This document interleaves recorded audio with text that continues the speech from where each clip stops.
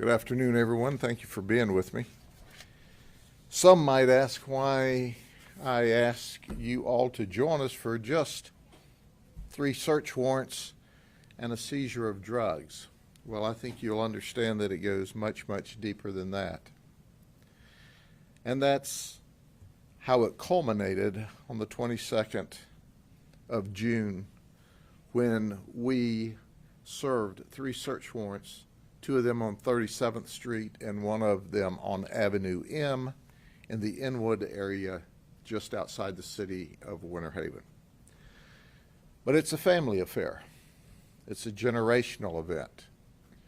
We have 3 generations of Rogers who are actively involved in the trafficking and sale of drugs. Now, I continue to hear over and over this false narrative that they're trying to push all across this country that drugs are low-level, non-violent events, okay? Low-level, non-violent drugs. Well, I think you'll understand that it's not just a low-level, non-violent drug. So, it culminated with a search warrant. These folks aren't new to us. The Rogers family has been around for decades. Now think about it. Either we began this investigation on November of last year, or we began it 30 years ago.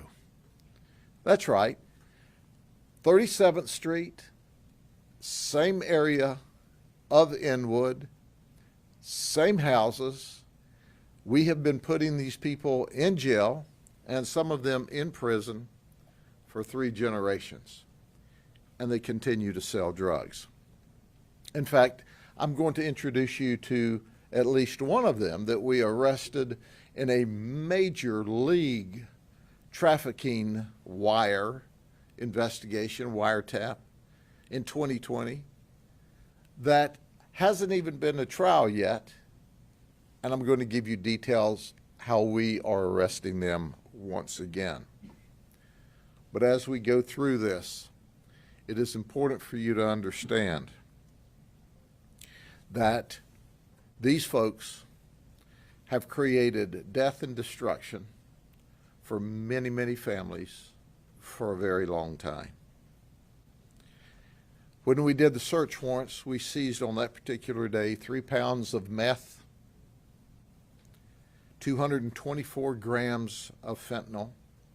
Now, folks, 224 grams of fentanyl is potentially enough to overdose and kill 95,000 people. Did you hear what I said?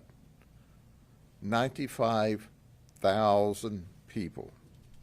We also seized 1 kilo of cocaine, almost 1 kilo of MDMA, oxycodone, a 9mm handgun. Imagine a convicted felon with a handgun, right? I mean, that's not anything new to most of you. And a pill press. Where's our pill press? It's supposed to be here. Do we have it someplace? Y'all didn't bring it here? Okay. So I want you to see the pill press or pictures of the pill press. That's right.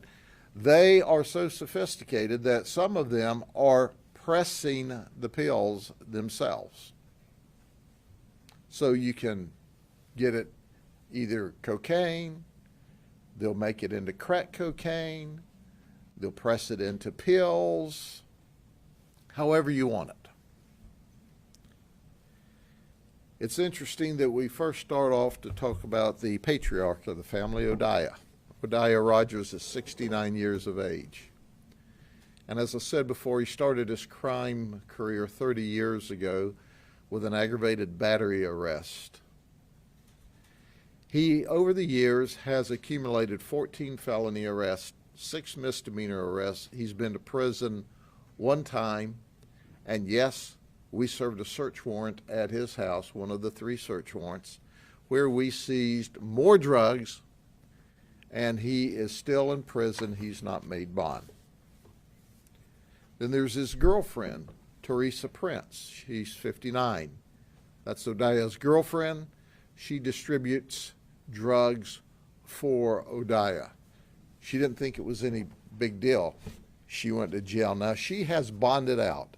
She's the only one that has bonded out. Then there's Pop Rogers, Kenneth. Kenneth Rogers is 38 years of age. He's one of the sons of Odiah, and he's kind of now taken over the head of the organization. He's had a crime spree for the last 24 years.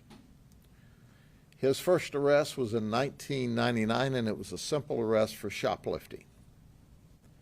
He is the one that was arrested as a major trafficker in 2020 when we instituted a wire investigation, or a telephone wiretap as we know them.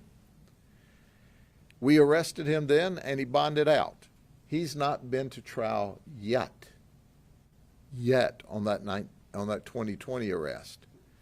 So in 2023, April, guess what? While he's out on bond, while he has stipulations, we arrest him for possession of cocaine with intent to sell within 1,000 foot of a park. And he's got $21,000 in his pocket. So he's facing major league time for a trafficking case. He makes bond. He continues on his criminal enterprise.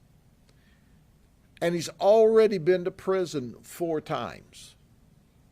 So here's another clear indication. If you don't keep people like Pop Rogers locked up, he's going to be selling drugs to your kids, to your neighbors, to your relatives.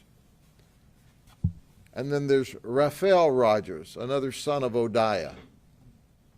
When I tell you it's a family affair, I'm not kidding. They're all in business together. Illegal business. 24 years of crime himself. He's 39 years old. And he started out with a simple shoplifting charge.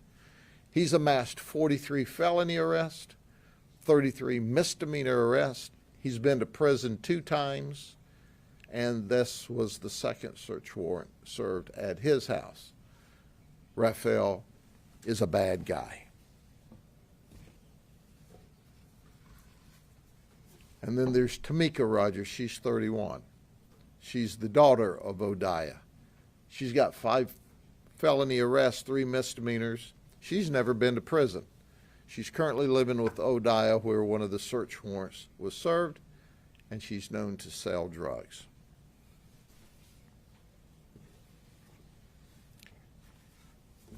And then there's Dominique Rogers. He's 28, Odiah's son. He's younger than the others. He's got 38 felony arrests, 14 misdemeanor arrests. He's been to prison 1 time. But that's not all. Manatee County currently has him charged with 2 counts of second-degree murder where things went bad during a narcotics transaction. So not only does he have that occurring, but while he did that, he's also under investigation with us for providing fentanyl that created the death of a 19-year-old girl, a teenager, a victim. Now, I want you to think about that for a second, if you will. This guy had 38 previous felony arrests, 14 misdemeanors. He's been to prison. He and his family sell drugs. We are already investigating him and waiting for the lab analysis and the work to come back to tie him to a 19-year-old that overdosed from fentanyl that he or the family sold. And he gets charged with 2 murders in the meantime. Now let me go over this again. Who thinks this is low-level, nonviolent crime? If you perpetuate that position, you're just a nut. You're crazy. You're out of your mind. Drugs are not low-level, nonviolent crimes. They never have been. But we've got people running across this nation, some well-meaning people, suggesting that it's really not that big a deal. It's not violent.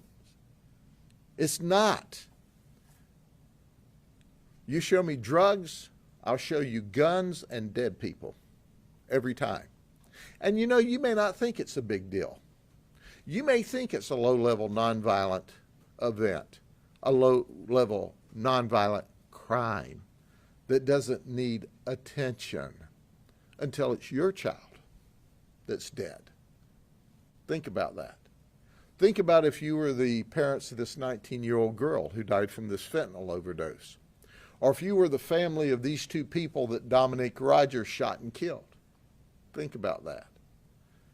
So the next time anyone, whether on social media or mainstream media, wants to tell you that it's really not all that bad, you can suggest to them, are you a nut?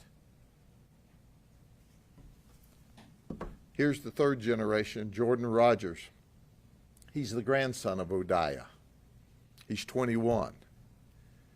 Up until this search warrant, Jordan only had one previous arrest for fleeing to elude, and that was dropped. So while he's lived in and around this crime spree, this ongoing crime spree for his entire life, he was never at least caught up in it criminally until the search warrant was served and we caught him with a litany of drugs.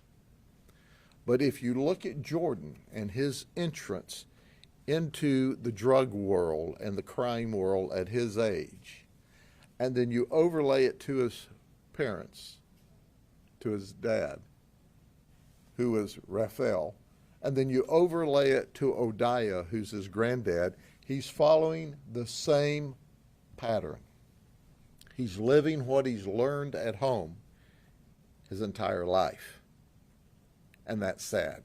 And he's the one that had the pill press where he was. And we believe he's the one that was pressing the pills into all kinds of drugs. The third generation. So dad, granddad have taught him the business well. I'd like to point out that Teresa was released. I also have some juveniles here. One was charged with misdemeanor, 2 with felonies.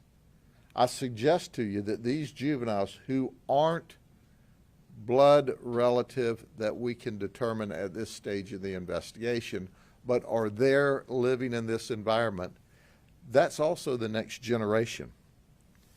And when we arrested them and sent them to juvenile, they didn't score out enough to stay in lockup. So the system has helped perpetuate this problem with its lack of attention to the juveniles, because they've already figured out with this arrest, whoa, they're not going to keep me locked up for this. Until one day we do for a long time, for second-degree murder maybe one day, or fentanyl overdose deaths where you kill someone one day. I've also left out a couple of the other guys.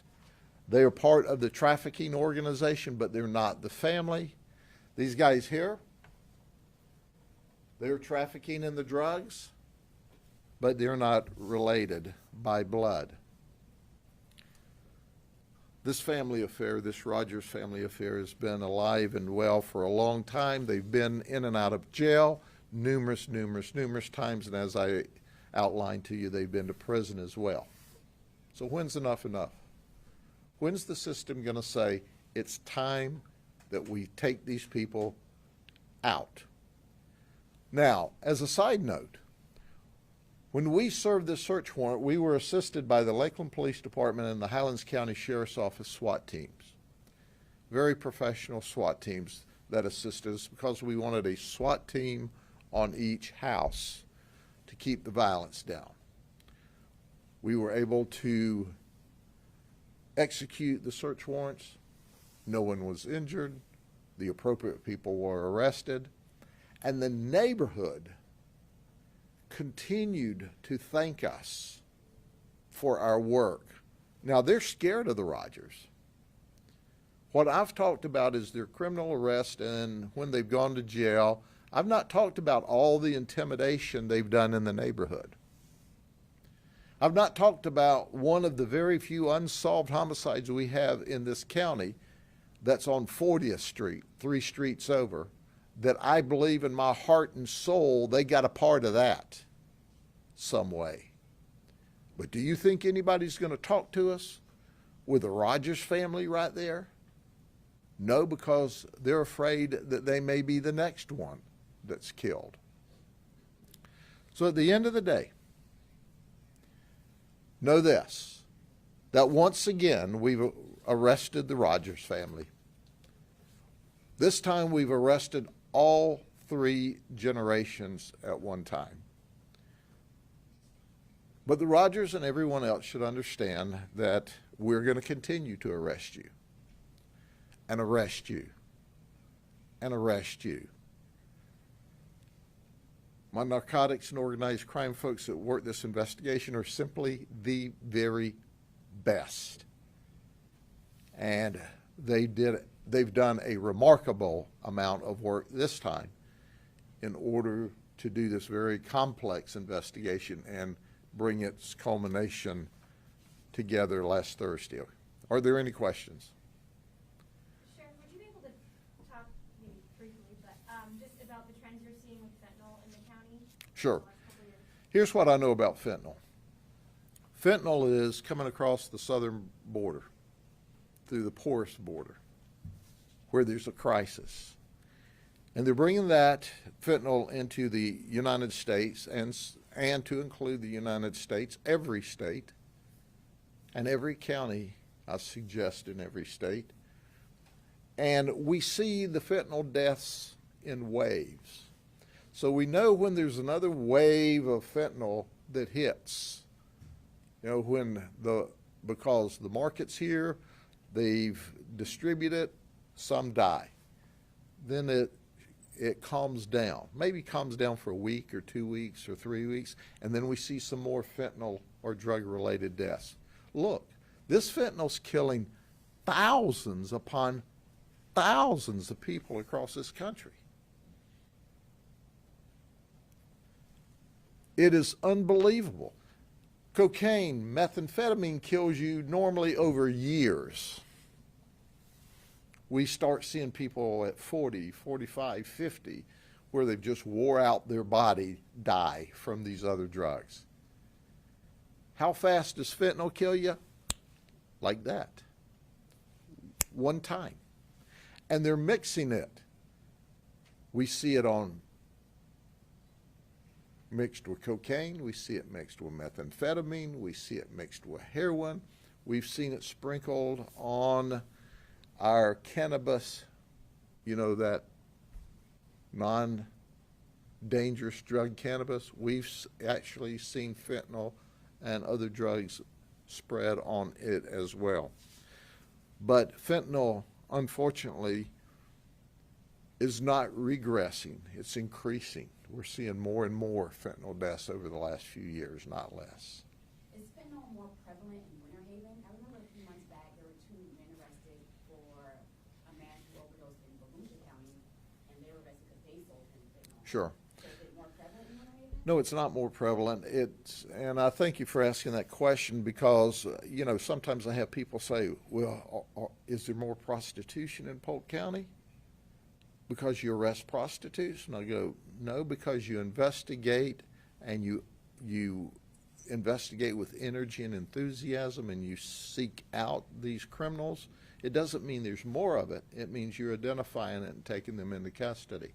The same things with fentanyl and all of these drugs. I have organized crime teams that are focused on large-scale drug operations. I have narcotics units that do undercover work. I have street crimes units that do street crimes, drugs. So we're going out to these communities because it's not just a drug problem. It's not just a death problem. It's quality of life problems in neighborhoods where people are complaining. They're up all night. They don't ever sleep. They keep me up all night. So we're fighting this drug at every level, and that's why you see this. I suggest to you that if you look across this state and across this nation, that we're in the grips, we're in the very grips of a drug disaster that people want to ignore and push back on. I can remember they didn't start recently, maybe in the early 2000s. Oh, it's not a war against drugs. Call it what you want, it's killing your kids. And then while they're trying to legalize more drugs in the country, we see more drugs killing more people. And fentanyl has come on the market with a vengeance, and it's all over the place, and it's pouring across our border from Mexico and then spreading through the entire United States. Sounds like you're concerned that some of the younger ones are going to continue on the family business as they go on. Is there anything that can be done to sort of break the cycle so they can hopefully not continue on this operation? You know, the sad part about it is, you know, you don't retrain kids that are 15, 16, 17, 18. You hope you get them to counseling and services, but that's their environment. As long as they go back to 37th Street and these guys aren't locked up, if your name's Rogers and you live in Inwood in and around 37th Street, you're going to sell drugs. They're just going to do that just as sure as God made little green apples. They're going to sell drugs if they're not locked up. That's what they do. And they do it very well. And they're making money, and your kids are dying. And if you don't think that they won't shoot you, Dominique Rogers shot and killed 2 people in Manatee County. If you don't think they won't overdose you and kill you, as we're investigating now, they sure enough will. $140,000 worth of drugs in the homes. How large of an operation do you consider that to be? Do you think there's more drugs elsewhere? These are perennial street-level dealers and low-level traffickers. They never wanted or never had the ability to get up to the major stuff.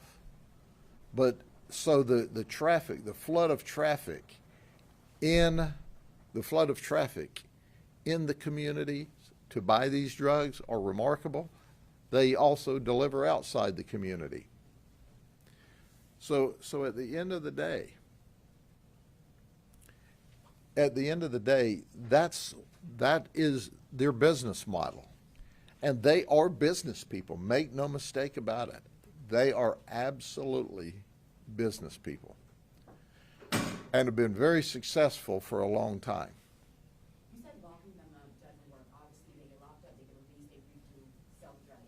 What about the people on the drugs? Is there a need for treatment facilities or more resources for them? Sure, locking them up does work. It's when they're not locked up that they're back selling drugs. The only way to keep these people from dealing drugs is to lock them up. But the people that have addictions to drugs absolutely need drug treatment. We provide drug treatment. Not enough, but we provide it. I say we, the system. Does there need to be more of that? Yes, but I can tell you from decades of experience myself, if you send somebody to a drug treatment program and they don't want to be there, they're not in their heart ready to get away from the drug world, wasting everybody's time, wasting taxpayers' money. They are a snapshot of the illegal business community that is causing death and a lesser quality of life for not just the people using the drugs, but for the communities around the people that use the drugs. And they don't care. As long as they get that green cash, they don't care. Sheriff, do you find that you have been talking about this for a couple of years now, the awareness that it's not just a low-level, nonviolent crime. Do you find that the more that law enforcement is trying to get that message out there, are you getting any reaction from the community that, hey, you know what, you're right, you're right? Do you feel like people are coming around to that? I think the reasonable community understands very well that this is not a low-level nonviolent crime. But you all know, you're the ones that cover the research, covers the activists, covers the people that think us wasting time on drug enforcement when it could be used on something better. Y'all cover those folks. Those folks that presuppose and take false data on a false basis or false research and perpetuate that. You know, that's what frustrates me, because that leads some kid out here, leads some community members out here to go, huh, it's not that bad. It is that bad. It is that bad. And I'm not telling you from some academic study by some kid who needed to get his master's degree, that he did some kind of skewed little piece of work that somebody put in their local magazine that ended up in the news media. I'm telling you from decades of empirical evidence. Drugs kill. Drugs ruin lives. Drugs ruin families. People who sell drugs have guns. People who have guns and drugs shoot and kill people. Fentanyl is a newer drug on the market that's popular now. It kills lots of people, thousands of people. Somebody watching some of these television broadcasts or social media broadcasts, you're going to have a loved one or friend die of fentanyl this year. I guarantee it. If they're using drugs and they're using fentanyl, someone watching this program will die this year.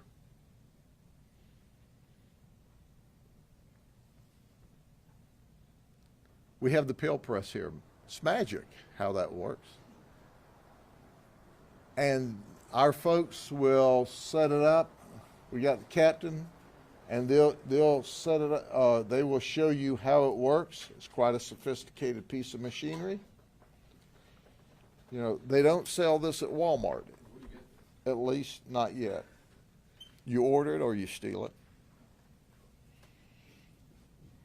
They put the compounds of the drugs inside the machine, and basically it creates a tablet of whatever drug they've put in there, and it can put whatever quantities of drug and that's what that produces there. And you can tell it's a very heavy piece of machinery, heavy duty, and you don't find these on any search warrant or drug investigation. They're very highly sophisticated in what they're doing in the manufacture of these drugs that are killing families. You know, we did an operation not long ago where they were pressing the pills, the fentanyl pills, to look like oxycodons, complete with a number on it. So people were thinking they were getting an oxycodone pill, and they were getting a fentanyl stamped pill, and some folks from that operation we learned had died as a result. I think we had 3 or 4 over in the west side, if memory serves me correct, were attached directly to, they thought they were getting one kind of pill commercially when it was bootleg stamped, and it was really fentanyl. I think 3 or 4 died from that operation. But there's a press. Y'all be safe. Have a good day. Thank you for covering this. And somebody also will be alive because they'll take to heart what y'all do and say today.